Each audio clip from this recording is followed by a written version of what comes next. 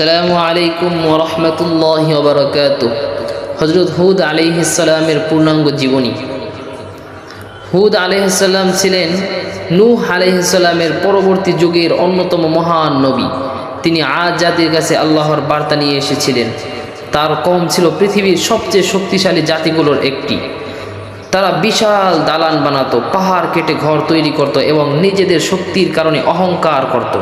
কিন্তু আল্লাহকে অস্বীকার করার কারণে শেষ পর্যন্ত তারা ধ্বংস হয়ে যায়। আজ আমরা হযরত হুদ আলাইহিস সালামের জন্ম থেকে শুরু করে তার দাওয়াত, আদ জাতির শক্তি, তাদের পাপ, আল্লাহর গজব এবং শিক্ষাসহ সম্পূর্ণ জীবনী জানব সহজ ভাষায়। সূচনা। বিসমিল্লাহির রহমানির রহিম। প্রিয় দর্শক, আজকের এই ভিডিওতে আমরা জানব এমন এক জাতির ঘটনা যারা পৃথিবীর সবচেয়ে শক্তিশালী জাতিগুলোর একটি ছিল। তারা এত শক্তিশালী ছিল যে মানুষ তাদের দেখে ভয় পেত। তাদের শহর ছিল বিশাল, তাদের ঘরবাড়ি ছিল আকাশ ছোঁয়া, তাদের দেহ ছিল অত্যন্ত বলবান। কিন্তু তারা আল্লাহকে ভুলে গিয়েছিল। আর সেই জাতির কাছে আল্লাহ পাঠিয়েছিলেন মহান নবী হযরত হুদ আলাইহিস সালামকে। প্রথম অধ্যায়, আদ জাতির পরিচয়। হুদ আলাইহিস সালামের কওমের নাম ছিল আদ। তারা আরব অঞ্চলের আহকাফ এলাকায় বাস করত। এলাকাবাসী ছিল মরুভূমি ও পাহাড়ে ভরা। তাদের জাতি ছিল ধনী, শক্তিশালী ও উন্নত। তারা বিশাল বিশাল প্রাসাদ বানাতো। অনেক ইতিহাসবিদ বলেন তারা পৃথিবীর প্রথম উন্নত সভ্যতাগুলোর একটি ছিল। দ্বিতীয় অধ্যায়, আদ জাতির শক্তি। আদ জাতির মানুষ ছিল অত্যন্ত লম্বা ও শক্তিশালী। তারা পাহাড় কেটে ঘর বানাতো, বিশাল বিশাল প্রাসাদ তৈরি করতে পারত। তারা নিজেদের শক্তি নিয়ে অহংকার করত। তারা বলতো আমাদের চেয়ে বেশি শক্তিশালী কে আছে। তারা মনে করত কেউ তাদের হারানোর মতো নেই। তৃতীয় অধ্যায়, শিরক ও পাপাচার। আদ জাতি আল্লাহকে ভুলে গিয়েছিল। তারা মূর্তি পূজা করত। তাদের মাঝে ছিল অহংকার, অন্যায়, জুলুম, গরিবদের উপর অত্যাচার, আল্লাহর অবাধ্যতা। তারা দুনিয়ার শক্তিকে সব কিছু মনে করত। চতুর্থ অধ্যায়, হুদ আলাইহিস সালামের জন্ম ও বংশ। হুদ আলাইহিস সালাম ছিলেন আদ জাতির একজন। তিনি অত্যন্ত সম্মানিত পরিবারের জন্মগ্রহণ করেন। ছোটবেলা থেকেই তিনি ছিলেন সত্যবাদী ও ভালো চরিত্রের মানুষ। মানুষ তাকে বিশ্বাস করত। পরে আল্লাহ তাকে নবী হিসাবে নির্বাচিত করলেন। পঞ্চম অধ্যায়, নবুয়ত লাভ। আল্লাহ হুদ আলাইহিস সালামকে নির্দেশ দিলেন, তুমি তোমার কওমকে সতর্ক করো। তিনি মানুষকে বললেন, তোমরা এক আল্লাহর ইবাদত করো, মূর্তি পূজা ছেড়ে দাও, অহংকার ছেড়ে দাও। কিন্তু মানুষ তার কথা কখনোই শুনল না। ষষ্ঠ অধ্যায়, কওমের বিদ্রোহ। আদ জাতির নেতা হুদ আলাইহিস সালামকে নিয়ে হাসাহাসি করত। তারা বলতো তুমি তো আমাদের মতোই একজন মানুষ। কেউ বলতো তুমি পাগল হয়ে গেছো, আবার কেউ বলতো তোমাদের দেবতারা তোমাকে অভিশাপ দিয়েছে। কিন্তু হুদ আলাইহিস সালাম ধৈর্য হারাননি। সপ্তম অধ্যায়, হুদ আলাইহিস সালামের দাওয়াত। হুদ আলাইহিস সালামকে মানুষ অনেক অনেক অত্যাচার করত। হুদ আলাইহিস সালাম মানুষকে ভালোবাসা দিয়ে বোঝাতেন। তিনি বলতেন, আমি তোমাদের কাছ থেকে কোনো সম্পদ চাই না।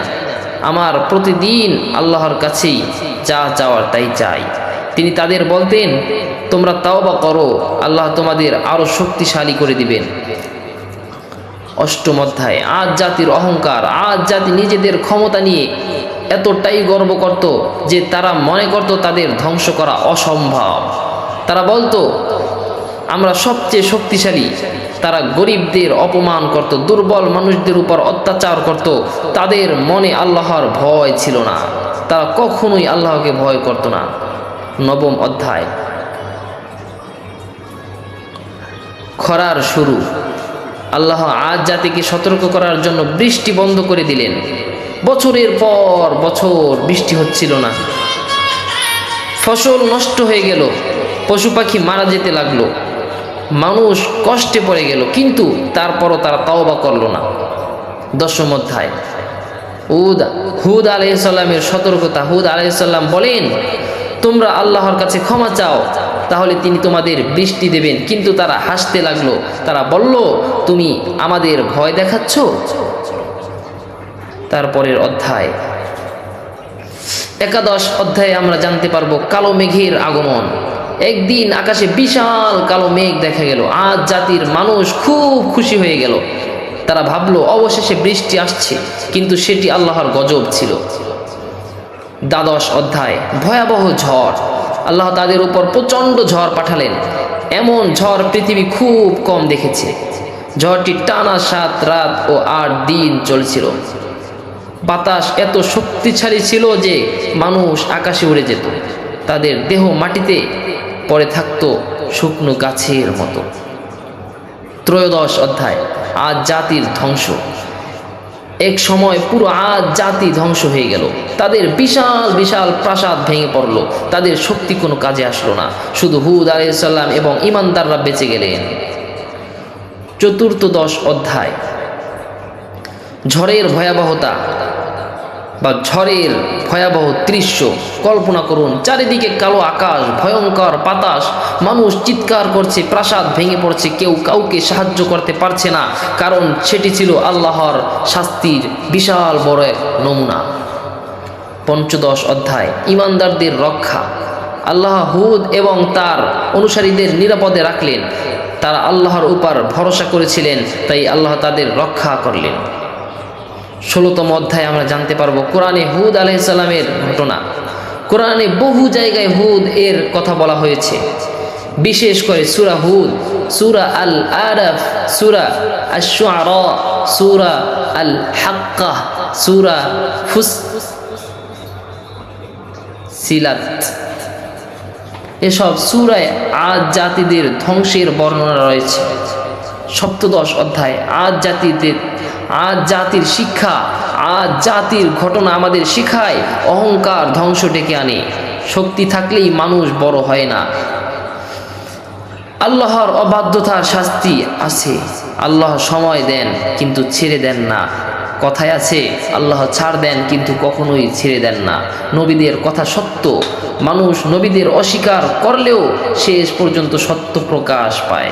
ঈমানদারদের আল্লাহ রক্ষা করেন। যারা আল্লাহর উপর ভরসা করে আল্লাহ তাদের সাহায্য করেন। 18 অধ্যায় হুদ আলাইহিস সালামের চরিত্র। হুদ আলাইহিস সালাম ছিলেন ধৈর্যশীল, সাহসী, দয়ালু, সত্যবাদী, আল্লাহভীরু। তিনি নিজের জাতির বিরুদ্ধেও সত্য কথা বলেছেন। 19 অধ্যায় বর্তমান যুগের সাথে মিল। আজকের পৃথিবীতেও মানুষ অহংকার করে, সম্পদ নিয়ে গর্ব করে, আল্লাহকে ভুলে যায়। আজ জাতির ঘটনায় আমাদের সতর্ক বা আমাদের জন্য সতর্ক বার্তা এটাই যে কখনোই অহংকার করা যাবে না এবং মানুষদের উপরে জুলুম অত্যাচার করা যাবে না। 20তম অংশে আমরা জানব হুদ আলাইহিস সালামের শেষ জীবন। আজ জাতির ধ্বংসের পরে হুদ ঈমানদারদের নিয়ে শান্তিতে জীবন কাটান। ইসলামী ইতিহাস অনুযায়ী পরে তিনি পৃথিবী থেকে বিদায় নেন। সমাপ্তি বক্তব্য। প্রিয় দর্শক, হযরত হুদ আলাইহিস সালাম জীবনে আমাদের শিখায়, তার জীবন থেকে আমরা শিখতে পারি মানুষ যত শক্তিশালী হোক আল্লাহর সামনে সে দুর্বল। অহংকার মানুষকে ধ্বংস করে আর ঈমান মানুষকে রক্ষা করে। আল্লাহ যেন আমাদের সবাইকে অহংকার থেকে বাঁচান এবং সত্যের পথে চলার তৌফিক দান করেন। আমিন। আসসালামু আলাইকুম ওয়া রাহমাতুল্লাহি ওয়া বারাকাতুহু।